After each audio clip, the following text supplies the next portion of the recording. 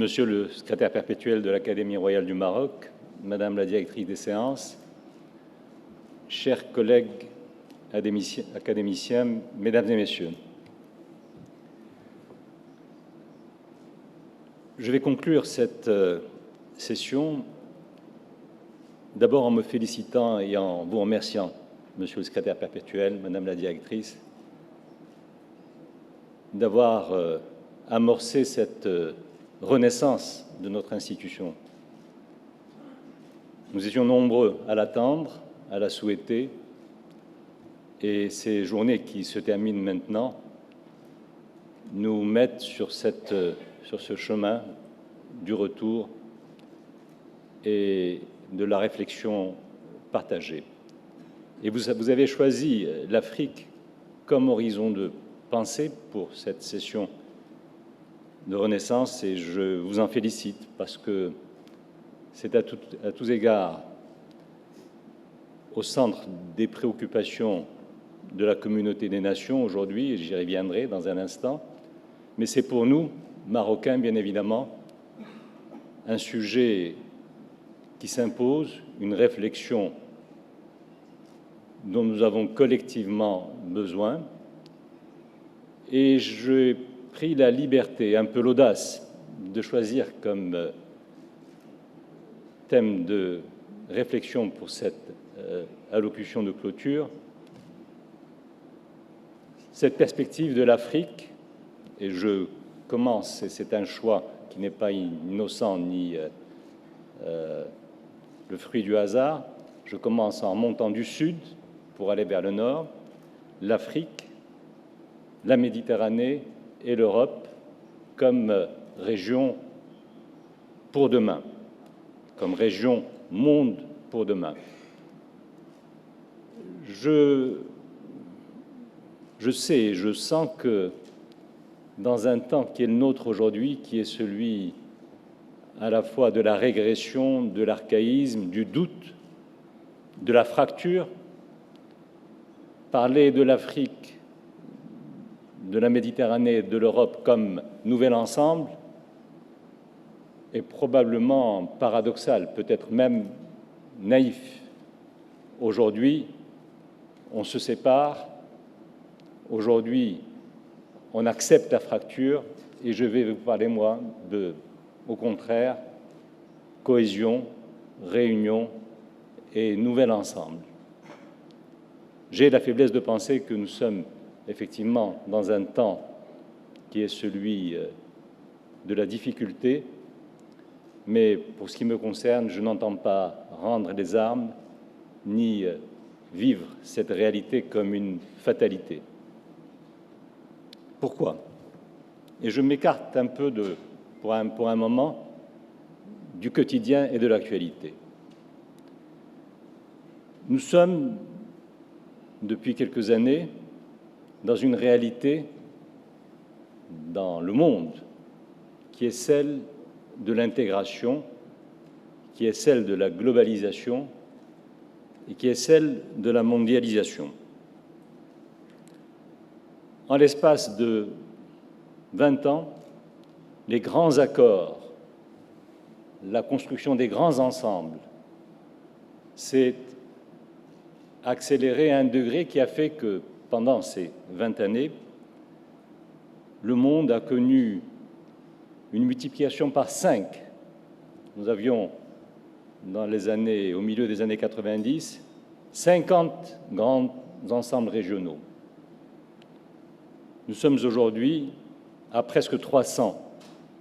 grands ensembles régionaux de tailles différentes et avec des vocations qui sont celles qui s'inscrivent dans la diversité, mais tout de même, les États-nations qui continuent à être considérés pour ce qu'ils sont et qui imposent leur voix dans le concert international, il en reste quasiment 2, les États-Unis, la Chine, la Russie en fonction des crises, je dirais. Pour le reste, ce sont les grands ensembles qui s'imposent. Et ces grands ensembles ont une réalité d'abord économique, parce que la mondialisation que beaucoup d'entre nous avaient espéré comme étant un mouvement et une dynamique qui ne serait pas simplement celle du libre-échange pour commencer et celle du libre-échange pour finir, mais une sorte de temps nouveau de la modernité qui aurait fait que, dans ce grand élan international de fusion de nos forces et de nos richesses, il y ait à la fois pour notre temps une capacité nouvelle qui aurait été donnée à tous nos pays d'être mieux respectés, mieux connus, mieux rétribués dans la richesse qu'ils contribuent à créer avec d'autres. Mais force est de constater aujourd'hui que cette mondialisation à rythme forcé a connu, au fur et à mesure qu'elle avançait, un monde qui lui reculait sur l'essentiel. L'essentiel étant simplement le savoir vivre ensemble et un peu de respect mutuel, quelles que soient nos cultures, quelles que soient nos histoires, quelles que soient nos religions, quels que soient nos choix philosophiques. Mais tout de même, je parlerai d'abord de réalité objective et économique, puisque c'est dans ce sens que la communauté internationale a évolué. Si je prends l'Union européenne, aujourd'hui, 75% des échanges, qu'ils soient commerciaux ou qu'ils soient ceux des flux financiers ou des services, sont intra-européens. En Asie, et pour parler des pays de l'ASEAN, on est en train de tangenter, pour les mêmes paramètres, le chiffre de 60%. Aux États-Unis, le seuil des 50% a été franchi pour les pays de l'ALENA. En Afrique, si je prends cet ensemble que moi je projette pour demain, Afrique, Méditerranée, Europe, mais deux mots d'abord sur l'Afrique en tant que telle. L'Afrique, aujourd'hui, c'est 15% de la population mondiale, 3% du commerce international, donc 15% de la planète, 3% du commerce international, et 4% de la richesse mondiale, 4% du PNB de la planète monde. Il y a donc, de façon évidente, ce constat, aujourd'hui, d'une population dont chacun connaît à la fois la richesse, la jeunesse et la progression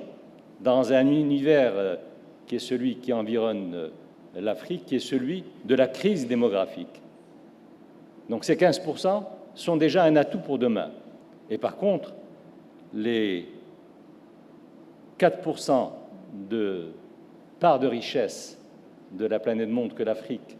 représente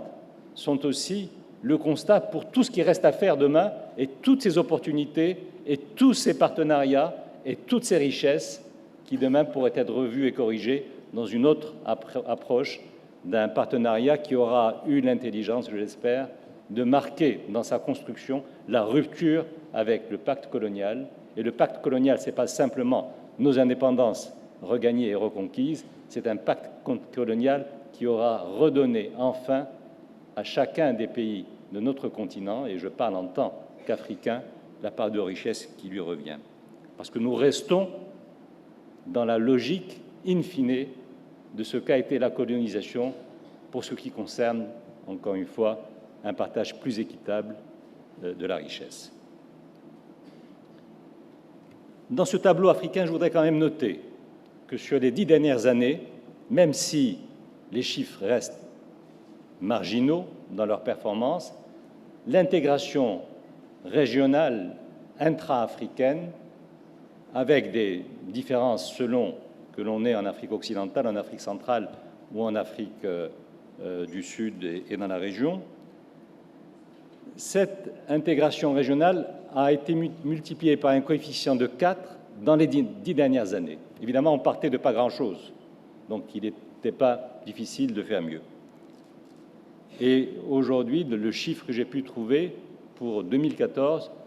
indique que les échanges intra-africains sur le plan continental avoisinent les 150 milliards de dollars. Nous en étions très loin il y a 10 ans. C'était le cas il y a 10 ans. Donc, il y a des signaux qui montrent qu'il y a cette prise de conscience en Afrique continentale, entre un certain nombre de pays. Dans ce paysage, je veux resituer ce paysage dans ce qu'est notre univers aujourd'hui, ce qu'est notre région d'abord. Notre région, en parlant en ce mois de décembre 2015, c'est une Méditerranée mutilée, une Méditerranée insultée, une Méditerranée confrontée quotidiennement à la tragédie, une Méditerranée qui devient presque, je dirais, il devient presque obscène et indécent aujourd'hui d'évoquer ce que la Méditerranée en tant qu'ensemble de civilisation a été et ce qu'elle est devenue aujourd'hui. C'est la mer de toutes les tragédies. Donc nous avons une Méditerranée que je viens d'évoquer. Nous avons une Union européenne qui voit à ses frontières les bruits de bottes, la guerre, le terrorisme, l'anarchie des flux migratoires, toutes ces peurs que l'on croyait disparues et qui fleurissent un peu partout et imposent et nourrissent justement tous ces ostracismes, toutes ces caricatures, tous ces racismes que l'on croyait eux aussi totalement révolus parce que l'Europe ne peut pas être amnésique et ne peut pas oublier qu'il y a un peu plus d'un demi-siècle, elle a connu les pires tragédies que notre civilisation contemporaine ait vécues. Donc, il y a cette réalité, ces réalités, une Afrique jeune, dont la richesse et le développement sont pour demain, une Méditerranée en crise et une Europe un peu perdue. Et ce sont toutes ces raisons qui me font dire justement que peut-être que le rebond sera celui de ce nouvel ensemble. Rêvons un instant, parce que si j'avais à m'exprimer en dehors de l'Académie sur un sujet comme cela, on me traiterait de plaisantin. Ça voudrait dire que je serais sur une planète où il n'y a ni les tragédies que je lis dans mes journaux le matin, ni le sang que je vois couler à la télévision tous les soirs. Mais je continue, je persiste, et je dis que c'est l'intérêt de tous. L'intérêt des pays du sud de la Méditerranée d'intégrer une zone à venir, en devenir, de stabilité et de création d'une richesse mieux partagée et de régulation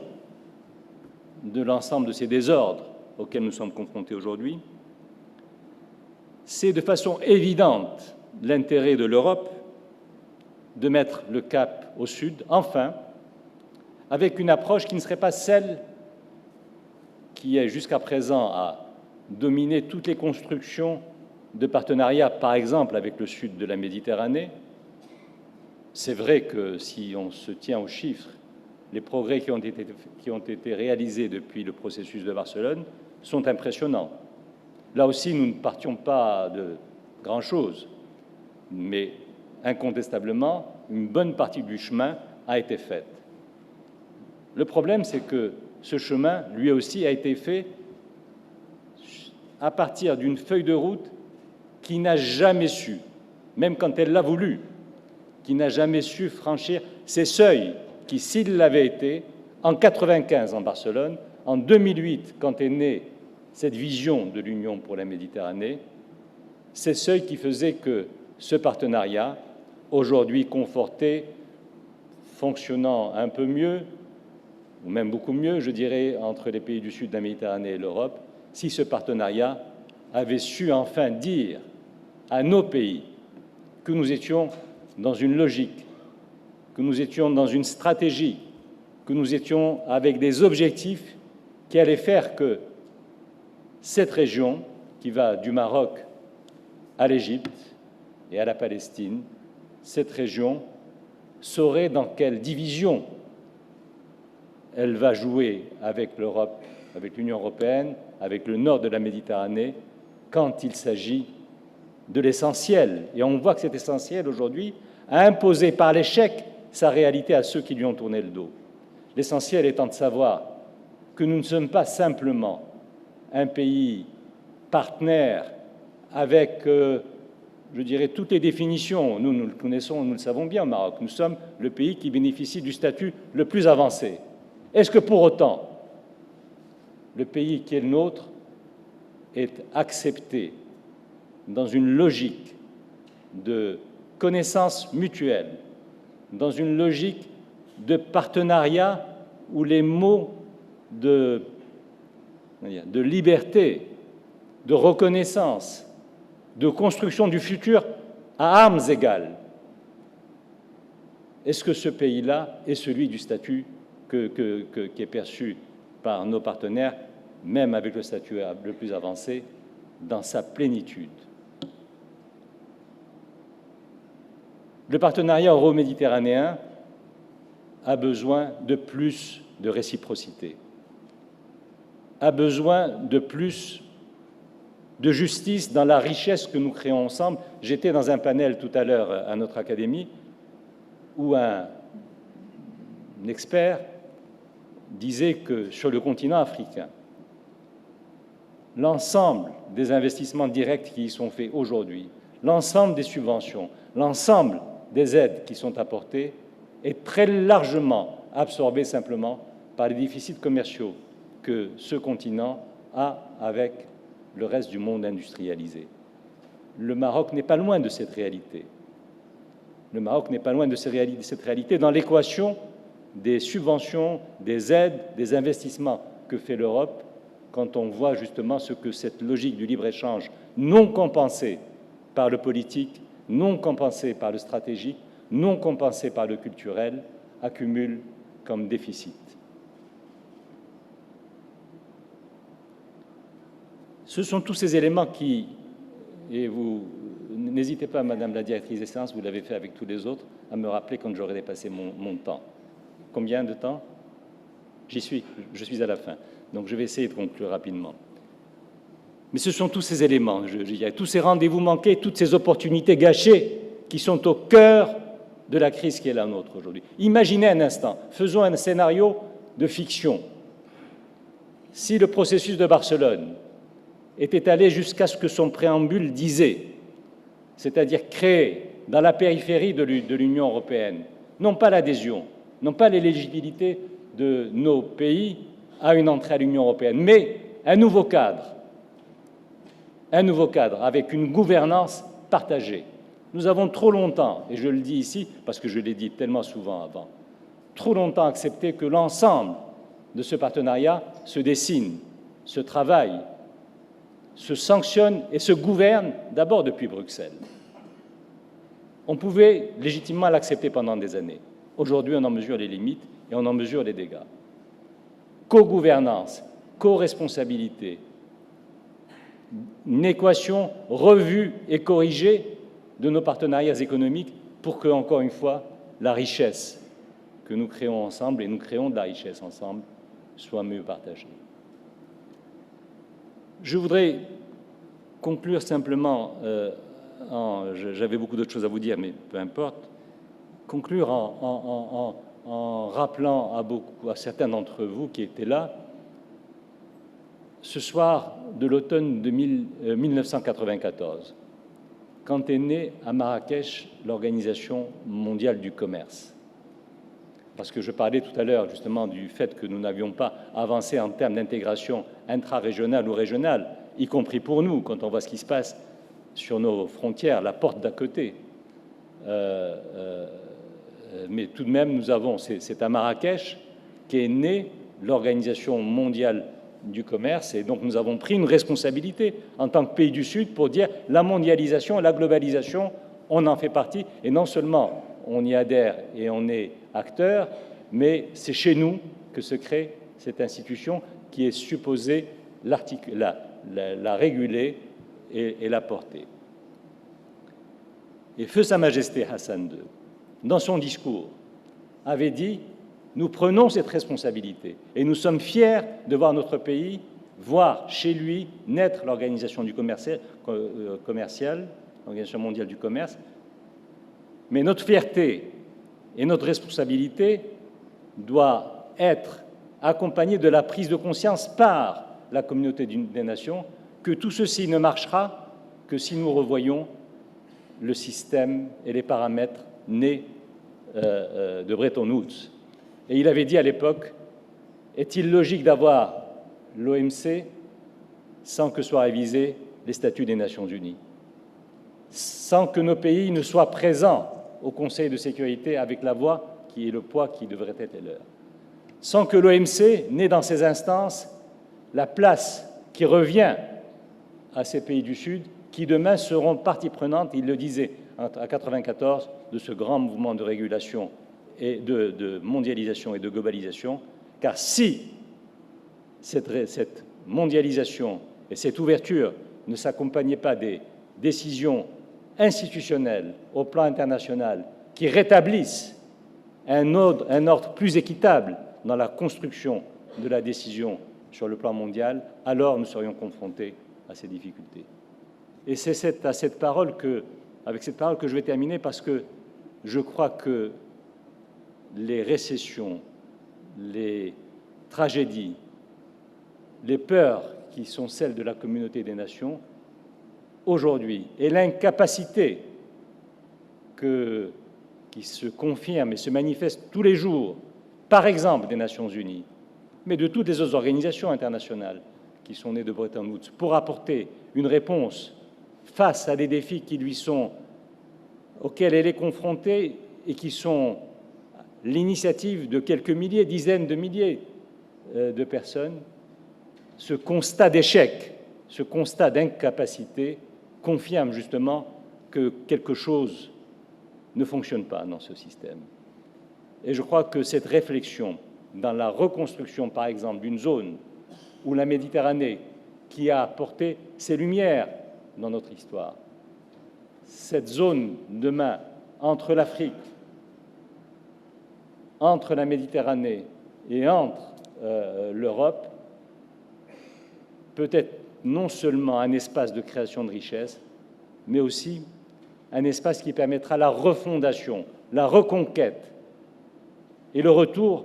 de cette raison qui nous fait aujourd'hui défaut. Et le Maroc, de ce point de vue-là, n'a pas attendu les autres. Le Maroc, aujourd'hui, plus que jamais,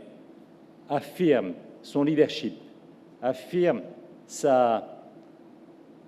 la crédibilité de sa position dans l'intermédiation, dans ce choc des plaques tectoniques qui se manifeste aujourd'hui, qui se manifeste dans la tragédie, qui se manifeste dans la fracture, mais que le Maroc, dans l'ensemble des décisions qui aujourd'hui sont fondatrices de sa stratégie internationale, et notamment sur le continent africain, que le Maroc aujourd'hui sait aborder, sait comprendre, sait proposer, sait intermédier avec les autres, avec, je crois, la légitimité, la crédibilité et le respect de tous ceux que nous invitons justement à ce grand banquet d'un partenariat revu et corrigé qui serait celui de l'équité, de la parité et, je crois, de la raison. Merci beaucoup.